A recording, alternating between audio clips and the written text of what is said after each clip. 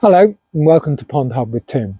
This week's pond tip is about preventing algae. Looking forward to watching you grow. We're coming near to the middle of February, and now is a good time to start thinking about preventing algae. I'm using two main methods to try and control the algae in my ponds. One is I'm keeping the nutrient levels low by removing plant matter and sludge and trying to stay on top of the level of nitrates in the pond. The other is I'm using barley straw bales. Barley straw works because as it decomposes in the water, it forms chemicals which will naturally inhibit and prevent the growth of algae. In order to do this, it needs oxygen and light.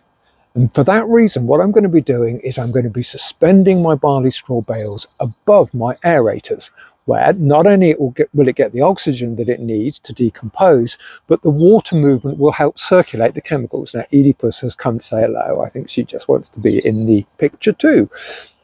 Now, you have completely distracted me, Cat. All right. Okay, so I'm putting my barley straw in. It's important to remember about barley straw that it's a prevention rather than a cure.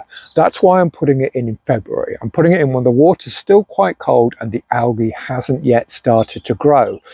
Therefore, by the time the water gets warmer and the algae wants to start growing, the barley straw should have started to do its work and the water will not be a friendly place. In order to suspend my barley straw, I need the bales in meshes. I need a tape measure, some twine, some scissors and a brick. So I've popped into the pond and I've measured the point where I want to suspend my barley straw, and it's 38 centimeters, about 15 inches deep. The next thing I need to do is to get my bale and take my twine. I found the center point of the twine and formed a little loop. I thread it through the mesh on my bale, and then I feed the tails through my loop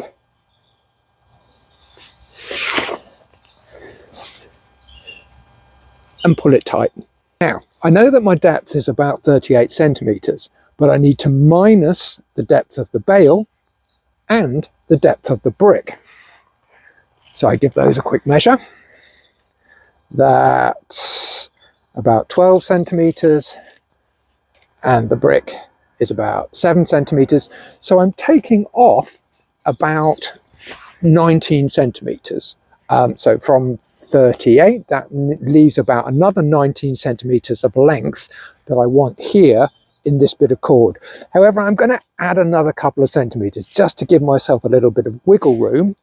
So I'm going to measure out to, say about 22 centimeters, and at that point I make a knot.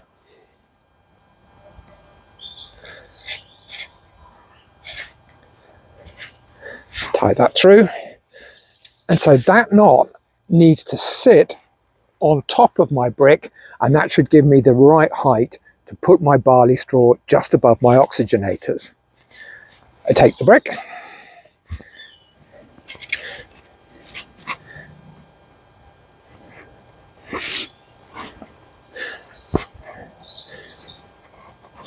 and tie the knot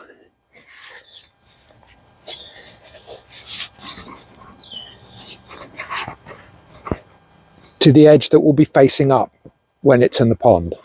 So now what I've got, as you can see, there is something that's ready to go into the water. So I'm now ready to position my little contraption.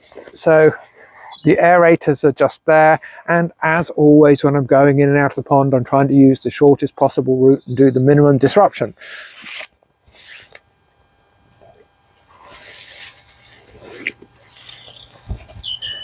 So I'm just going to take this over here to my aerator, put that down,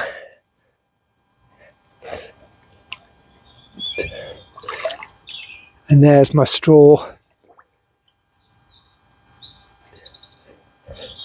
just floating there, and it should stay there round about the aerator and have plenty of oxygen and plenty of movement of water as well to circulate the chemicals around the pond.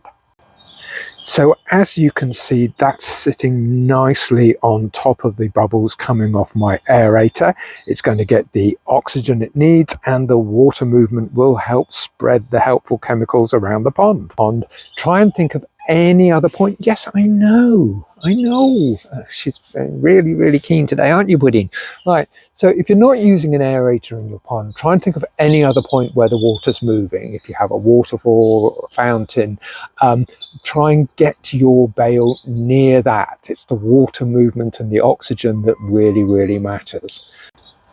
The reason why I'm trying to inhibit the growth of algae is that left unchecked, particularly blanket weed, it will form these thick mats on top of the surface of the pond.